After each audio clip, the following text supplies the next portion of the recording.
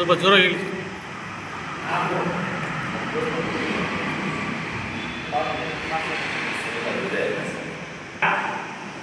ಮಾದಿಗ ಸಮಾಜದ ನನ್ನೆಲ್ಲ ರಕ್ತ ಸಂಬಂಧಿ ಬಂಧುಗಳೇ ಹಾಗೂ ಈ ಸಮಾಜದ ನೋವನ್ನು ತಳಮಟ್ಟದಿಂದ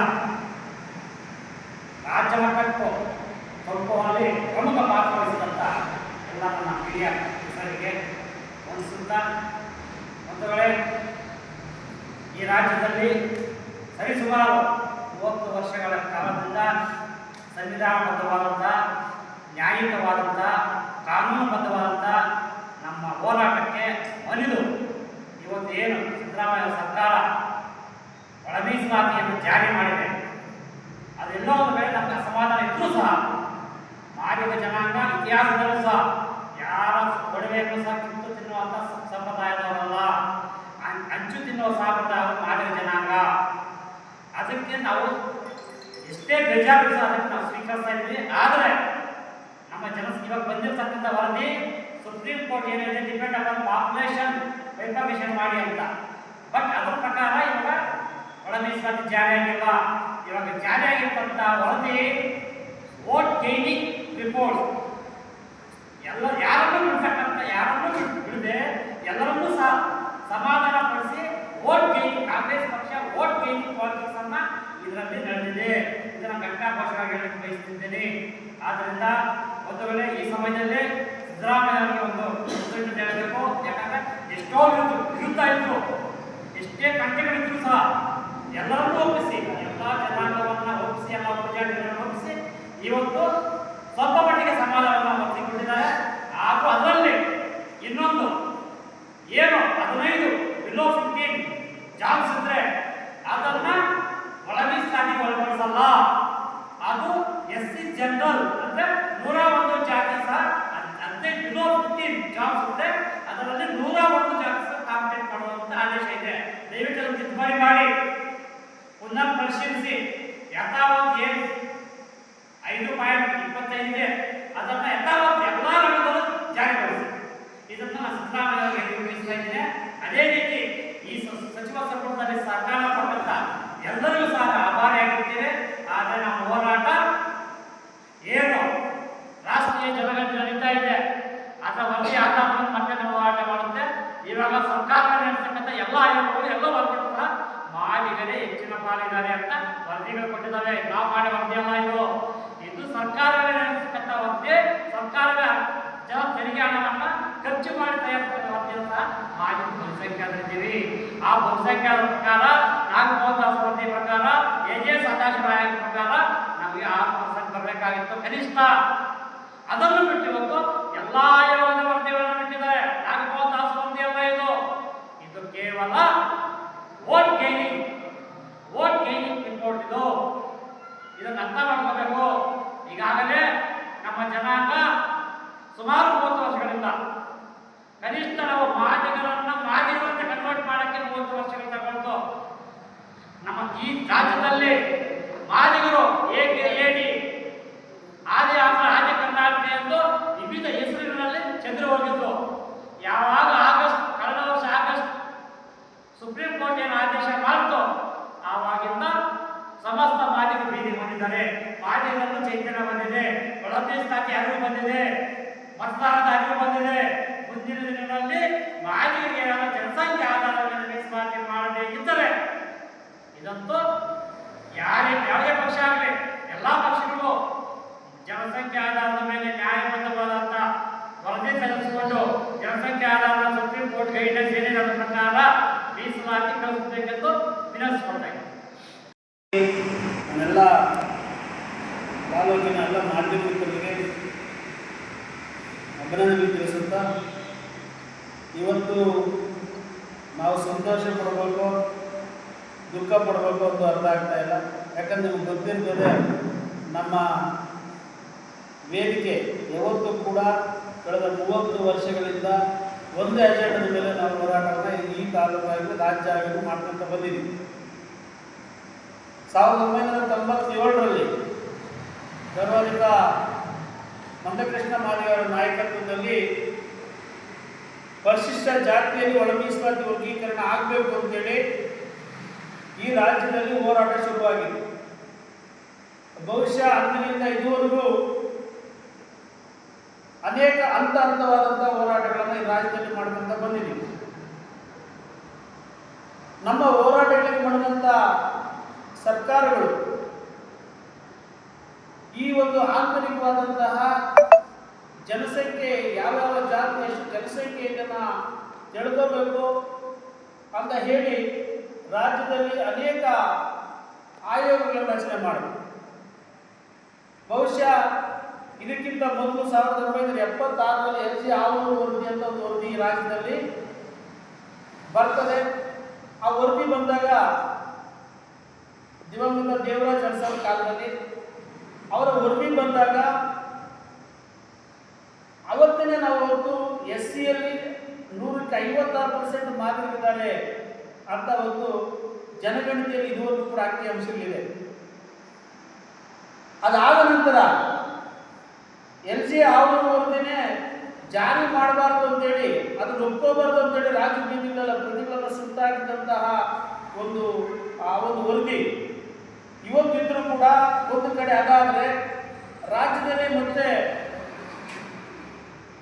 ನಮ್ಮ ಹೋರಾಟಗಳು ಮಾದಿಗರು ಒಂದು ಹೋರಾಟಗಳನ್ನು ಶುರುವಹಿಸಿಕೊಂಡಾಗ ಸದಾಶಿವ ವರದಿ ಅಂತ ಒಂದು ಆಯೋಗದ ಅಧ್ಯಕ್ಷರು ಮಾಡಿ ನಿವೃತ್ತ ನ್ಯಾಯಮೂರ್ತಿಗಳನ್ನು ಆಯೋಗದ ಅಧ್ಯಕ್ಷರು ಮಾಡ್ತಾರೆ. ಅವ್ರ ವರದಿ ಸಹ ಇವತ್ತು ಸರ್ಕಾರದ ಮುಂದೆ ಇದೆ, ನಿವೃತ್ತ ನ್ಯಾಯಮೂರ್ತಿ. ಅದಾದ ಮೇಲೆ ಅಲ್ಲಿ ಕೂಡ ಇವರಿಗೆ ಡಾಟಾ ಇದೆ, ಸಂಪೂರ್ಣವಾದಂತಹ ಅಂಕಿಅಂಶಗಳು ಸರ್ಕಾರದ ಮುಂದೆ ಇದೆ. ಅದಾದ ಮೇಲೆ ಮಾಧುಸ್ವಾಮಿ ಒಂದು ಅಡ್ಯಾಕ್ ಕಮಿಟಿಯನ್ನು ಮಾಡ್ತಾರೆ ಅವ್ರ ನಾಯಕತ್ವದಲ್ಲಿ. ಅವರು ಒಂದು ವರದಿಯಲ್ಲೂ ಸಹ ಇವತ್ತು ಸರ್ಕಾರದ ಮುಂದೆ ಇದೆ. ಅದರಲ್ಲಿ ಸಹ ಹೆಚ್ಚಿನ ಒಂದು ಜನಸಂಖ್ಯೆ ಮಾದಿಗರು ಈ ರಾಜ್ಯದಲ್ಲಿ ಎಲ್ಲ ವಂಚಿತರಾಗಿದ್ದಾರೆ ಅಂತ ಅಂಕಿಅಂಶಗಳಿದೆ. ಅದಾದ ಮೇಲೆ ಬಸವರಾಜ ಬೊಮ್ಮಾಯಿ ಅವರ ಸರ್ಕಾರದಲ್ಲಿ, ಅದಾದ ಮೇಲೆ ನಮ್ಮ ನಾಗಮೋಹನ್ ದಾಸ್ ಅವರ ವರದಿ, ಕಾಂಗ್ರೆಸ್ ಸರ್ಕಾರನೇ ನಾಗಮೋಹನ್ ದಾಸ್ ವರದಿಯನ್ನು ಹಾಕ್ತಾರೆ. ಆ ವರದಿಯನ್ನು ಸಹ ಮಾದಿಗರಿಗೆ ಅನ್ಯಾಯ ಆಗಿದೆ ಅಂತ ಇಂಪೀರಿಯಲ್ ಡಾಟಾವನ್ನು ತಗೊಂತಾರೆ.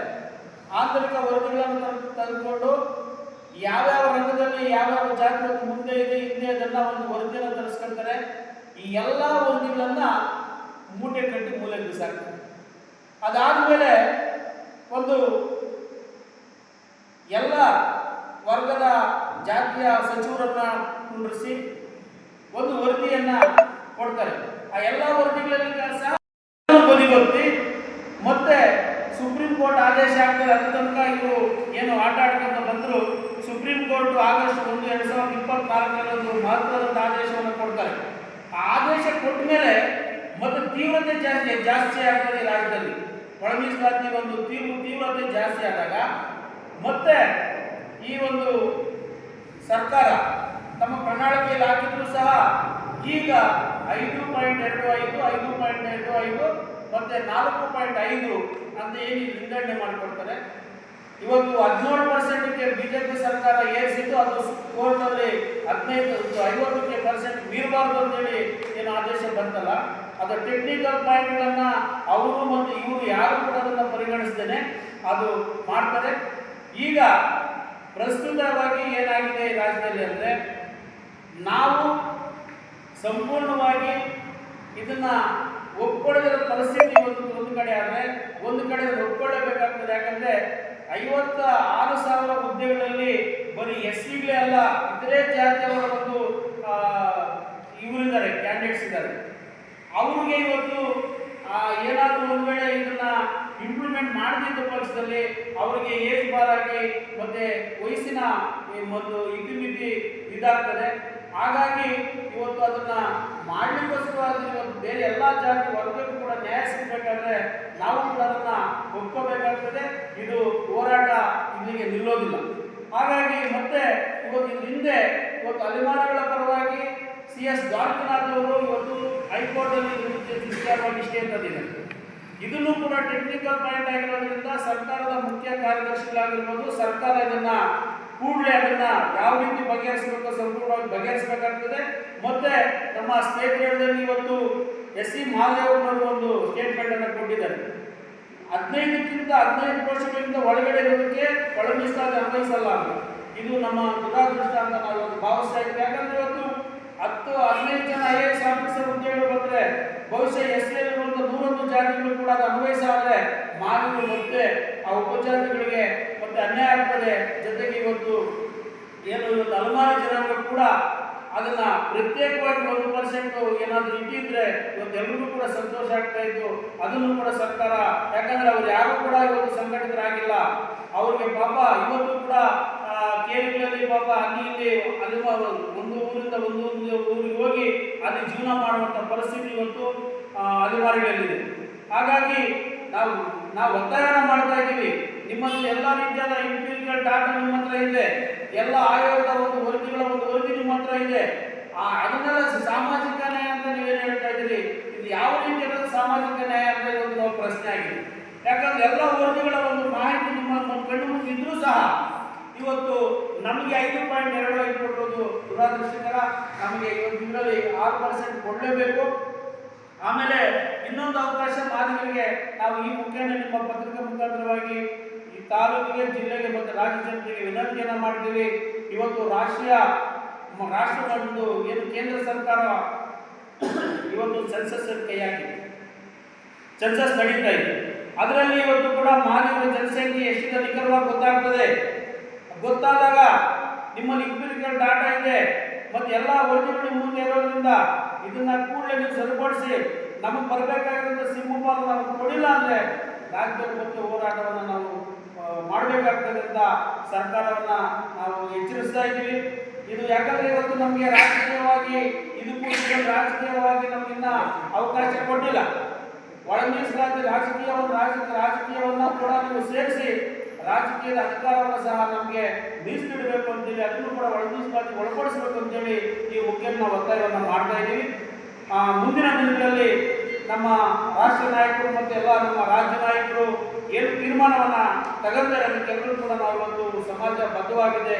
ನಮ್ಮ ಸ್ನೇಹಿತರಲ್ಲಿ ಒಂದು ನಮ್ಮ ಸಮಾಜ ಕೂಡ 35 ವರ್ಷಗಳ ನಿರಂತರವಾದಂಥ ಹೋರಾಟದಿಂದ ಇವತ್ತು ಎಚ್ಚೆತ್ತುಕೊಂಡಿದೆ. ನಾವು ಯಾವುದೇ ಒಂದು ಜಾತಿ ಧರ್ಮದ ವಿರುದ್ಧ ಅಲ್ಲ.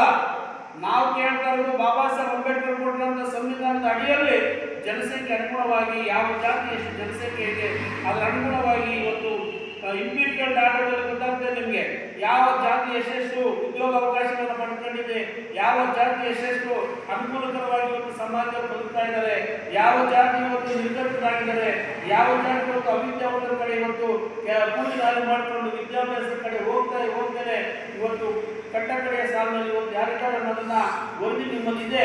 ಹಾಗಾಗಿ ಸಾಮಾಜಿಕ ನ್ಯಾಯ ಕೊಡೋದಾದ್ರೆ ನೀವು ಯಾವ ಒಂದು ರಾಜಕೀಯ ಒತ್ತಡಗಳು ನೀವು ಮನೆಯದೇನೆ ನೀವು ನಿಷ್ಕಲ್ಮಶವಾಗಿ ಸರ್ಕಾರ ಇವತ್ತು ನಮಗೆ ನ್ಯಾಯ ತಿಳಿಸ್ಕೊಡ್ಬೇಕು ಅಂತೇಳಿ ಈ ಮುಖ್ಯ ಒತ್ತಾಯವನ್ನು ಮಾಡ್ತಾರೆ.